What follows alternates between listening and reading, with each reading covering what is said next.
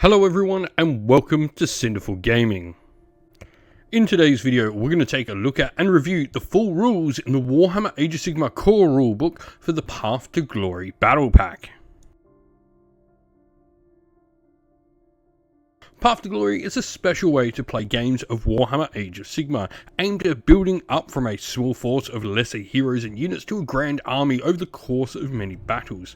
The aim of Path to Glory is to create a narrative behind your models, to allow you to tell stories on the table and have the deeds or failures of your models recorded for all of eternity. Today's video is sponsored by Gap Games, a fantastic miniature wargaming store in Queensland, Australia. They stock a wide variety of miniature wargames from all things Games Workshop to some of my personal favourites, Conquest, The Last Argument of Kings, and all things Modifius wargames as well. Use our affiliate code in the link below to help support both this fantastic store and the channel as well. The Path to Glory Battle Pack is made up of 4 key parts. First is your Path to Glory roster. This is a list of all the units in your force. This over time will grow in more ways than one, sometimes adding more units and sometimes upgrading different units as well. Next is the Path to Glory battles. These are scenarios specifically designed for Path to Glory, with a more narrative theme to them rather than the more standard pitch battles found inside the General's Handbook and other places. The Aftermath sequence is next, and perhaps the defining thing that separates Path to Glory from regular games. This is a part of the battle pack that is done after you've played a game, giving your units valuable experience and recording their successes in battle to help them grow in power. Lastly is the paths. These are different paths that both heroes and units can progress along during the course of your Path to Glory campaign, allowing them to gain special abilities and rules as you play more and more games. To begin with your Path to Glory roster, you need to pick a faction for your force to be from.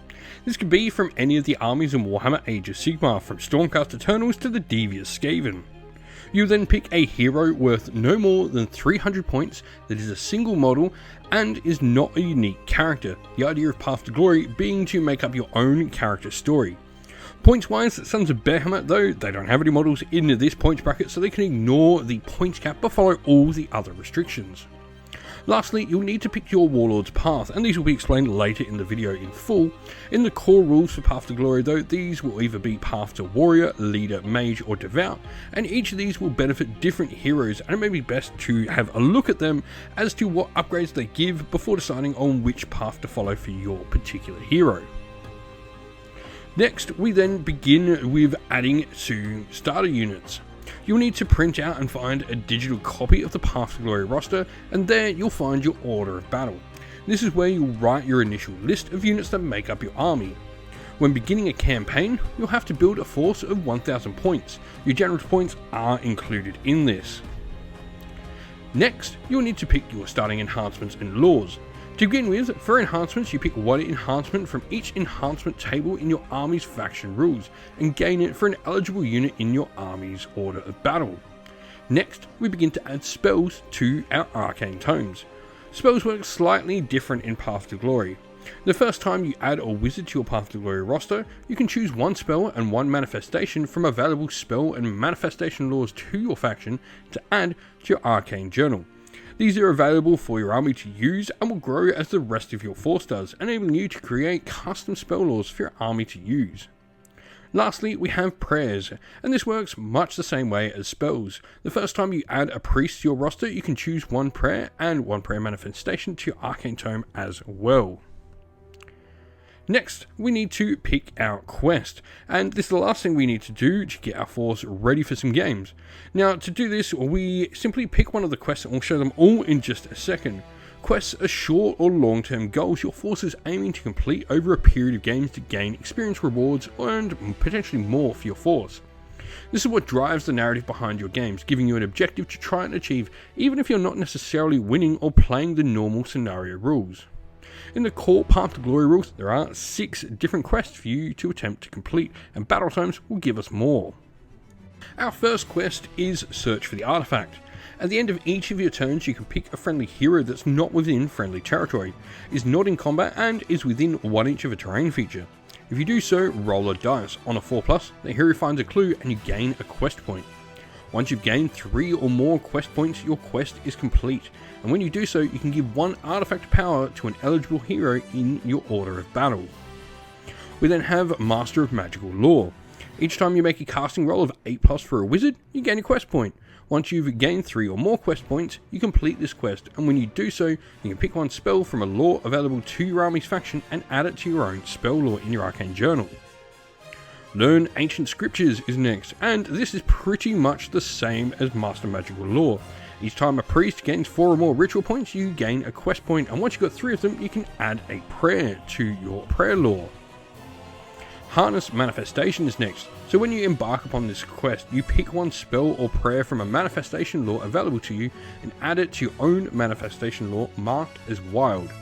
Each time that spell or prayer is used, roll a dice. On a 1 to 3, inflict an amount of mortal damage equal to the roll on the unit using this ability, and on a 4+, you can gain a number of quest points equal to the roll.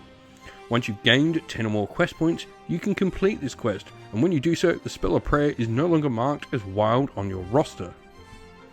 Seek Glory in Battle is the 5th quest we have available to us, and when you embark upon this quest, you simply pick a unit on your order of battle to be the Glory Seekers. You complete this quest the next time you win a major or minor battle, and the Glory Seekers took part in that battle and were not destroyed. When you do so, the Glory Seekers gain an additional D3 plus 3 renown points. Lastly, we have Rise of the Champion. You can embark on this quest, you pick one hero on your order of battle that does not yet have a heroic trait to be your Rising Champion. You can complete this quest if an enemy hero or monster was slain by your Rising Champion, and when you do, you can give one heroic trait to your Rising Champion.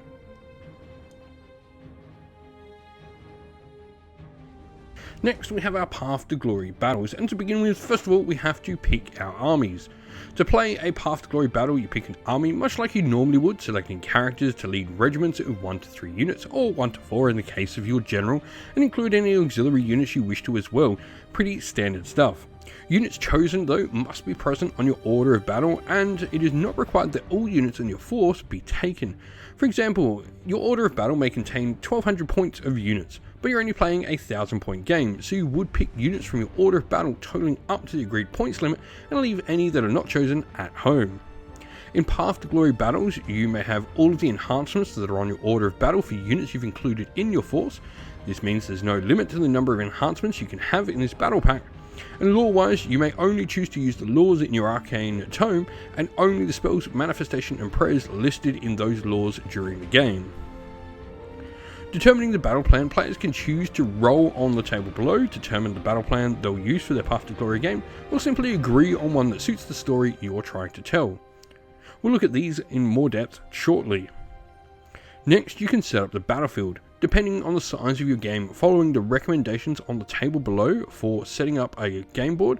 In addition, each battle plan will give you some instructions and ideas on what the battlefield should look like or contain to represent various in-game objectives and the overall theme of them. Path to Glory battle length, their games last for 4 battle rounds normally. However, at the end of the 4th in each subsequent battle round, you roll a dice. On a 1 to 2, the battle ends, but on a 3+, the battle will continue for another battle round. The battle will, however, regardlessly, end at the end of the 7th battle round. Deployment in games of Path to Glory is much the same as in regular games of Age of Sigmar, with any additional instructions being listed in the deployment instructions in the scenarios. Reserves, some battle plans may require you or allow you to place units in your force in reserve. In this case, those units are deployed off the battlefield and will enter when and where the scenario special rules dictate. Twists. Each battle plan in this battle pack has a twist table. At the start of each battle round, if there is an underdog, they'll roll on the twist table. If there is no underdog, the players roll off, and the player that wins the roll off applies the twist table result as if they were the underdog. Note, they aren't actually, so they won't get any other additional benefits. Glorious Victory. When the battle ends, the player who has a lead of 5 or more victory points will score a major victory. If this isn't apparent and one player has a lead of 1 to 4 victory points, then they win a minor victory.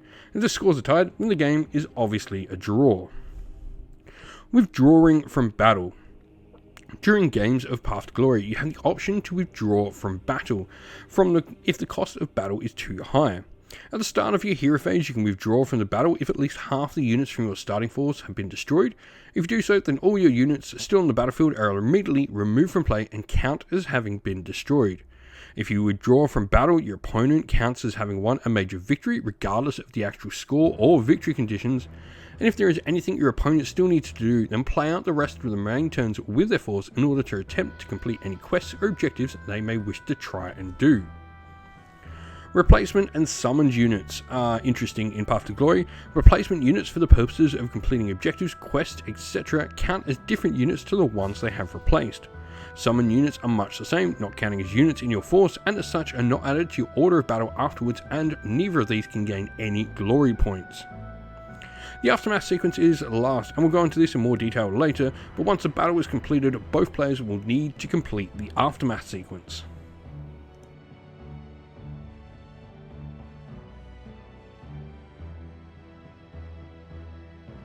And so our first battle plan we're going to look at is the decisive battle. Now, army wise, battlefield wise, and all of that are pretty standard in regardless of what scenario we're looking at. Armies wise, we'll have a roll-off to decide which player is playing which role in the battle plan, this time being the raider and the defender. Battlefield, it just gives us a brief description of what this battlefield is aiming to be, in this case the domain between two armies. Now, deployment wise, the defender begins deployment, and faction terrain wise, the raider cannot deploy any faction terrain during the deployment phase, as well they're not fighting on their home territory. Faction terrain and victory points next. This has multiple different ways we can actually claim victory points, which is really fun. Claim their skulls. Each time we destroy an enemy unit, for every 100 points that unit costs, we get 1 victory point. So, for example, if a unit is 390 points, it's worth 3 victory points. Hold the center means each time player scores a victory point at the end of their turn, if any friendly units and no enemy units are within 6 inch of the center of the battlefield. And take the flanks is very similar with a 12 inch radius to it, but 1 victory point for each corner in neutral territory. Now we have 3 different twists for this scenario. Steeled Resolve allows the underdog to subtract 1 from wound rolls for a unit of theirs for a battle round. Tactical Withdrawal can stop mortal damage from retreat abilities, and Line Breakers as well can give strikes first to a unit and reroll charges as well, so long as it's charged, it gets that strikes first. This is a pretty fun scenario. I like the corner to corner deployment map that it has. I like that there's 3 different ways to score objective points. For me, this is really one of the most interesting battle plans I think there is. I just love that it's sort of forcing you all over the board, you know, going to the corners, going to the center, just trying to do some general killing as well, but also some really interesting twists that are going to change things up.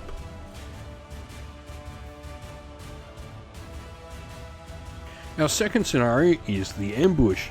The players whose general has the lower renown picks which player is the trespasser and which player is the ambusher, rolling off in case of a tie with this. The battlefield is set to represent the borderlands between the domain of 2 armies.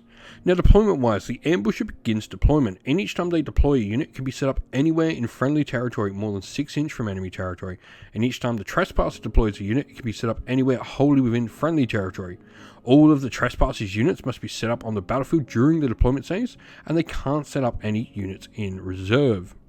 Now, faction terrain, the ambusher cannot set up faction terrain during the deployment phase. And then we also have the first turn going to the ambusher. However, there is no movement phase in the ambusher's first turn. Victory wise, we have Claim Their Skulls, a very similar way of scoring objectives based on 100 points of units killed, same as in our first scenario we looked at. An escape to safety here. At the end of each turn, if a unit in the Trespasser's army is within 1 inch of the escape route table edge and not in combat, the Trespasser may pick the unit to escape and score D3 victory points, removing them from the table. Twist-wise, we have 3 of them. We can have a free use of the Rally command, which is nice. Defensive formation, the underdog can pick a unit to add 1 to their save rolls, and Storm the enemy. The underdog can pick a friendly unit, and that unit has the Strikes First ability this battle round. These are all pretty cool and interesting twists. I like the idea of trying to get units off the table. It is, you know, the longest way to go to get units off the table, and obviously you're not going to be getting any sort of benefit of having those units actually go to fight, but it could be a cool way to get some victory points, potentially score a major victory by doing so. Once again, like, the faction terrain not being available to the force that's invading is cool, and I do like the idea of the first turn, the ambushers not having a movement phase is an interesting way to do it, and sort of have them making sure they're setting up, bringing lots of shooting units to try and, you know, shoot the enemy unit down before you launch the main sort of ambush attack. Next is the Ruined Settlement. The players then choose to who has the northern and southern territories in the same way we've done with the other objectives. Now this scenario has 5 objectives and they're deployed as shown on the map. Now these are supposed to be important locations during a ruined Dawnbringer settlement. Now the battlefield is shown to resemble a Dawnbringer settlement that's been smashed to pieces. Deployment wise, the player who assigned territories begins deployment and no faction terrain from either side is allowed in this. Victory point wise, it's pretty simple. We have taken hold. Each player will score a victory point at the end of their turn for each objective they control. Now the twists on this are really fun because first of all we can actually stop objectives being controlled with Underdust and Rubble. Wildfire can make terrain features catch on fire and deal damage to enemies, but also create obscuring terrain, and lead the attack as well can give +1 attack to a unit's melee weapons for a battle round. All some really interesting twists. I particularly like the Underdust and Rubble and Wildfire as they make some really interesting effects over the course of the battle. This is just, a pretty simple scenario with 5 objectives on the table, no faction terrain, and having a really cool idea of just what you're fighting over, a very thematic sort of game.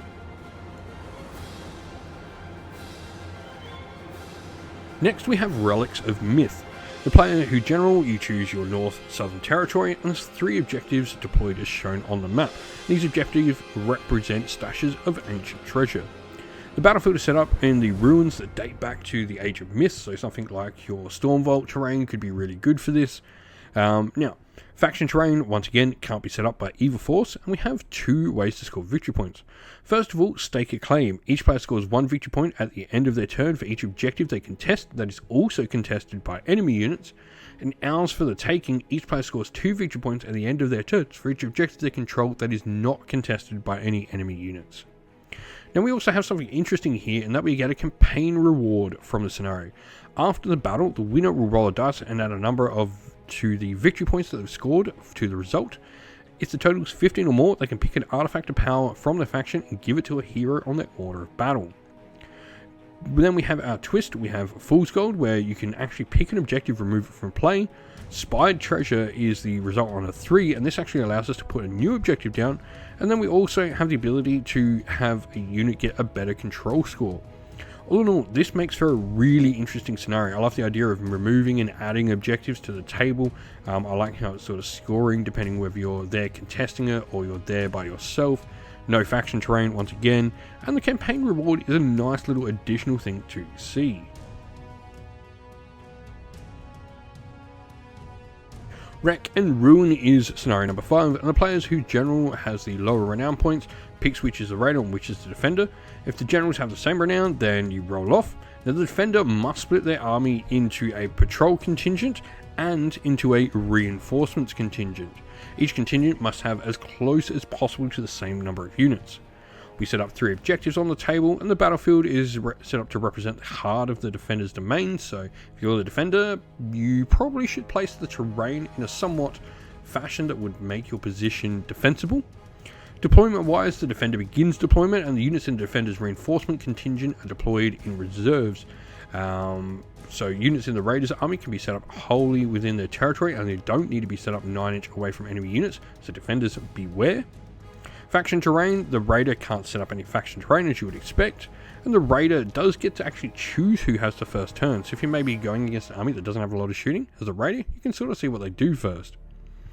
Units in reinforcements, units in the defender's reinforcements contingent can use the Raise the Alarm ability while they are in reserve. Now this is pretty interesting.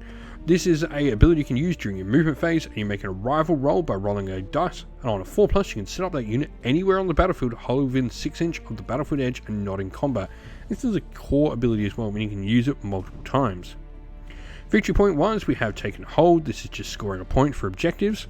And Burn It Down. Our Raiders can actually go and burn some of the objectives, removing them from the battlefield and scoring D3 victory points. We have a twist here as well, where Uncertain Reinforcements, where we can actually either get +1 or -1 depending on who the underdog is for our reserve rolls. And adult costs as well, the underdog can pick a friendly unit, and you can add 3 to the unit's control score until the start of the next battle round, making for some good little objective scoring abilities too. I like the scenario. This is a very attack and defend one. There's definitely ways you can get caught out on this, remembering that units can be like literally right next to each other. There is nothing stopping anyone deploying units really close to each other and in charge distance turn 1. Setting up your force nicely in a good defensive position on those objectives is going to be incredibly important. But all this is just a good solid scenario. Lastly, we have the Ritual. Now this is a bit of a classic for Path to Glory, always been an interesting scenario.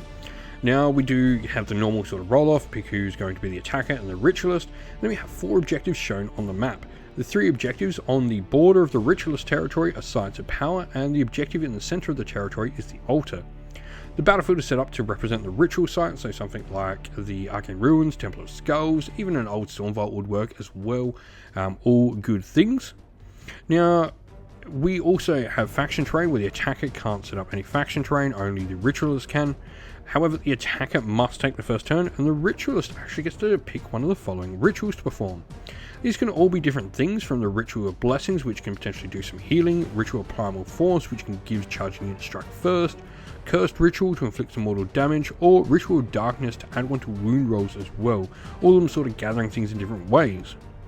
Victory point wise, we have Power Grows, where at the end of the Ritualist turn, they'll score 1 point for each side of power they control and score D3 if they control the altar.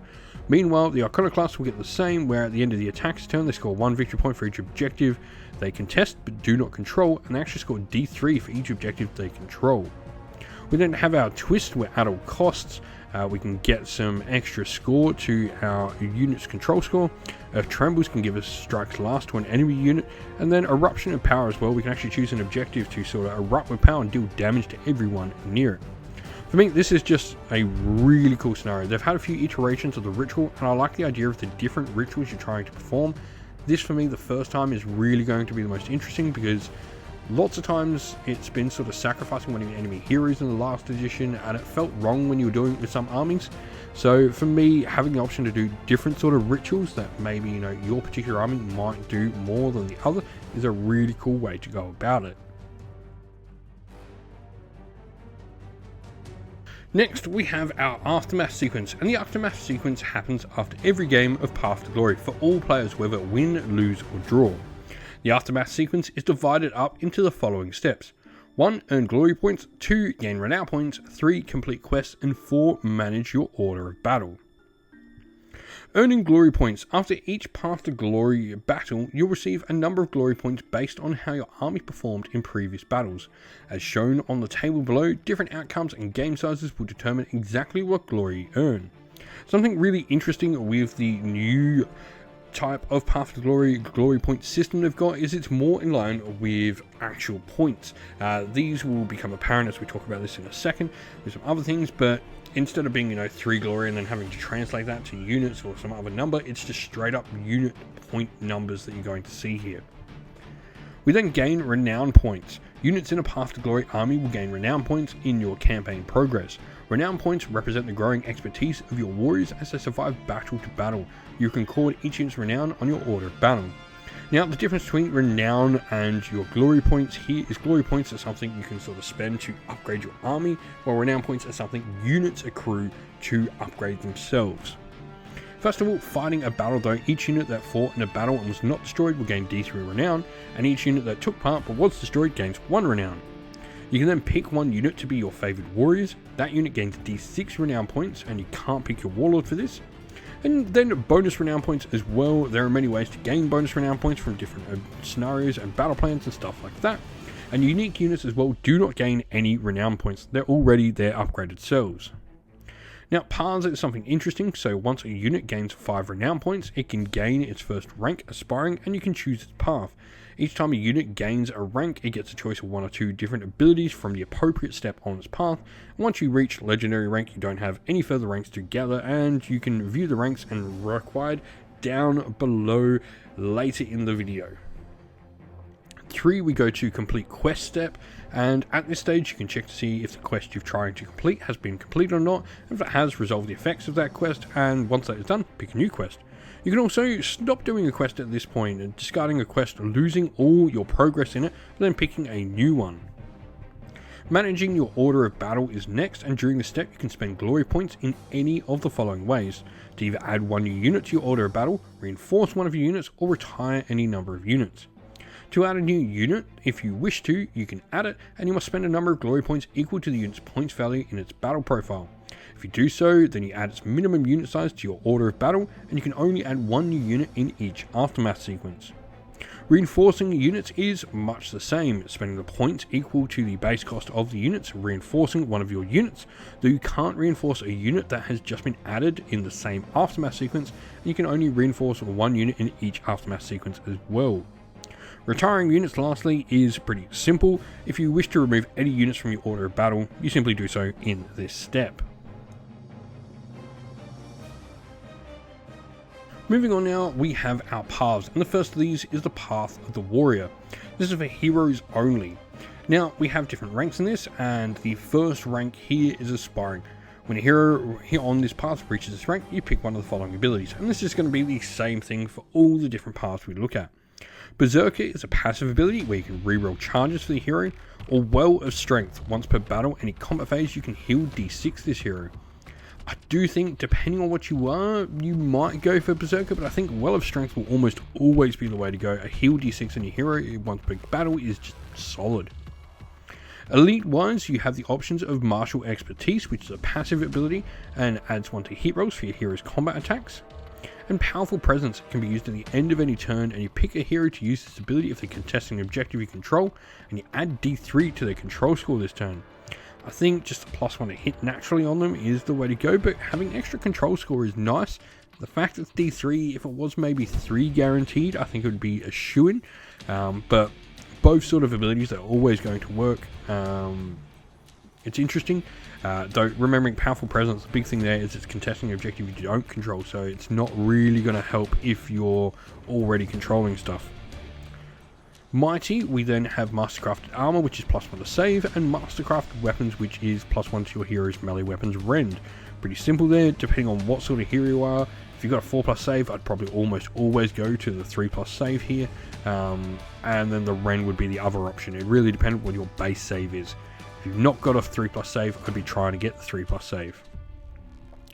Legendary is our last one, and Warrior are equal to get a 4+ ward, or Unparalleled Duelist to get Strike First. I think if you've got the ward 4+, especially if you've already gone with the save, +1 save, 4+ ward, making hero fairly survivable.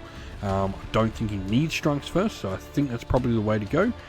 If you have gone maybe all the more offensive options on this, so you've gone like Berserker, Martial Expertise, Mastercrafted Weapons, and then Unparalleled Duelist, it's probably the way to go, getting your Strikes First with all those benefits. Path of the Leader is next, and once again this is for heroes only. Now when a hero reaches this rank, you can pick the following abilities, same as the other one. Tactical Acumen for our Aspiring rank, we have once per battle during the enemy movement phase, and this can allow us to use the redeploy command on a friendly unit wholly within 12 and not need to spend any command points on it. Conserve Strength though is just a heal 1 at the end of every turn. I think both of these are pretty interesting. Heal 1 every turn on your hero is solid, stops splash damage, probably killing them. And Tactical Acumen, once per battle though, a free redeploy could be huge. So really interesting sort of pick here, depending on what you want. The lead ones here, they generally tend to be more supporting. Now elites wise, we got Masterful Commander, where we can gain some extra command points on a 4+ at the start of each battle round. And Rousing Orator, we add one to rally rolls for friendly units while they're wholly within 12 inches of this hero. If you've played the previous edition in 3.0, bonuses to rally rolls are just solid. But I do think potentially, 50% of the time getting command point, potentially 2 or 3 or 4 over the course of the game could be really big.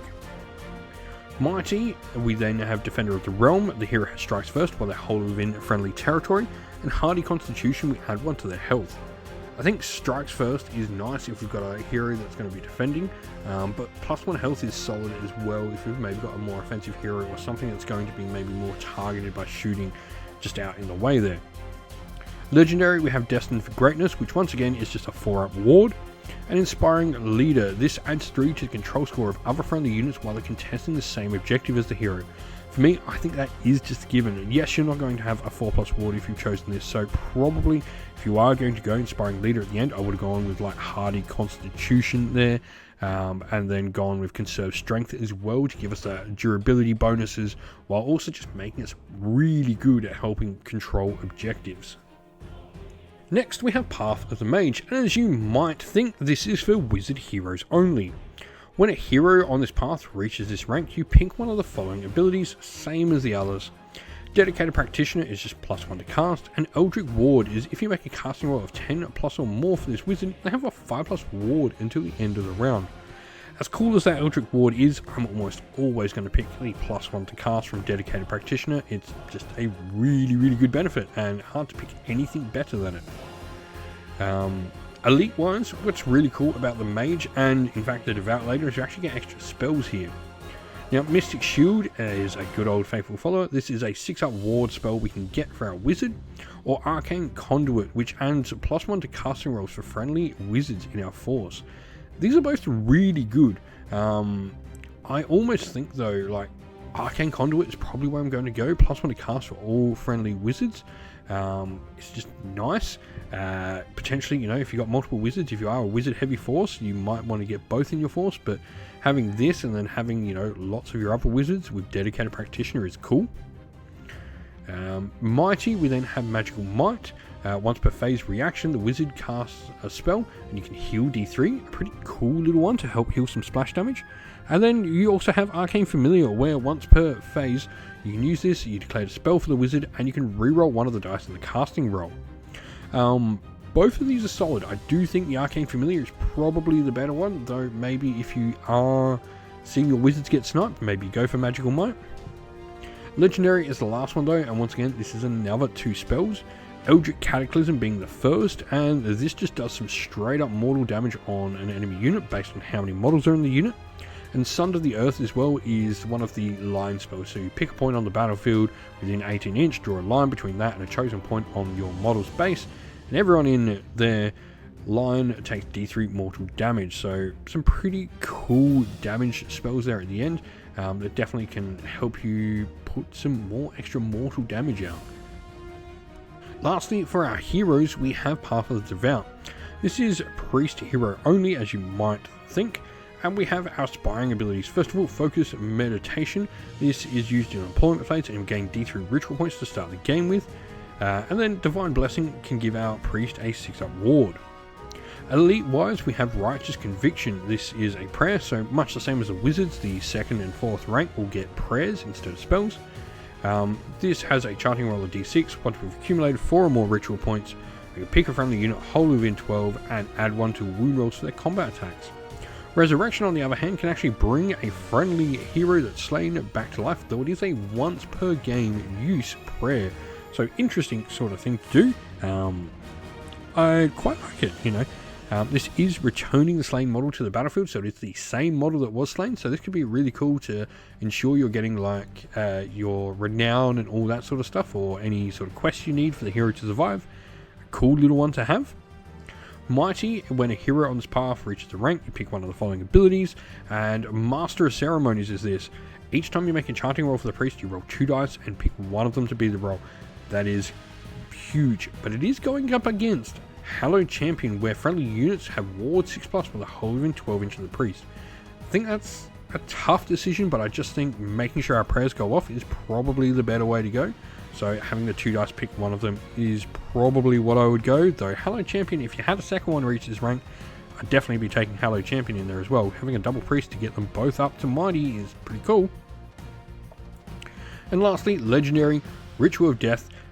Make a D6 chanting roll. We can deal some mortal damage to all enemy units on the table. Lastly, Ritual of Life. This is another prayer, and we can have it do some healing to all friendly units on the table depending on what we're doing.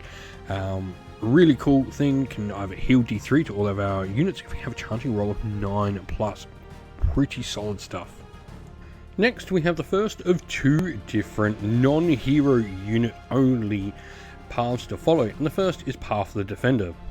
When we go to aspiring rank, we can take either Harden Resolve for heal 1 of the unit at the end of any turn, and Steel Discipline as well. When the unit uses retreat, no mortal damage is inflicted.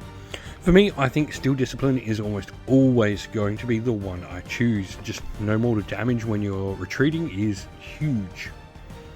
Elite wise, we have Uncanny Survivability, and which gives us a 6+ ward, or Unbreakable Formation, where we subtract 2 from the rend characteristic of weapons by attacks that target this unit this phase during one combat phase over the course of the game. I think the 6-up ward is nice, though, you know, it's not always the most reliable, and we can get better ones later on. I think Unbreakable Formation for me is the way to go. If this unit definitely is taking ranks a lot quicker, you can get a ward later through other means. Mighty, we then have Mighty Custodians to add 3 to our control score. If you've played with Liberators in the new edition at all, they really benefit from that +3 to the control score. It's a really good effect. Battle Scarred Veterans, I think, is just a little bit lackluster in comparison. Before allocating damage points, you remove 1 damage point from the damage pool. It's okay, and definitely has, you know, some benefit on some units, but just adding 3 to your control score, I think, is almost always the better choice. Now, Legendary Warrior's Renown is a 5-up ward. This is what I was saying before. If you take the 6-up, then you take the 5-up, you're effectively losing out on one of your 2 sort of upgrades.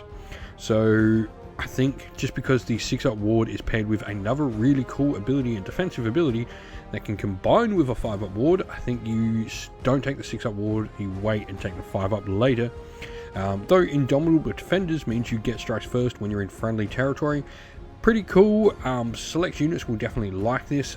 Anti sort of charge units with spears and stuff like that will definitely want to be taking this.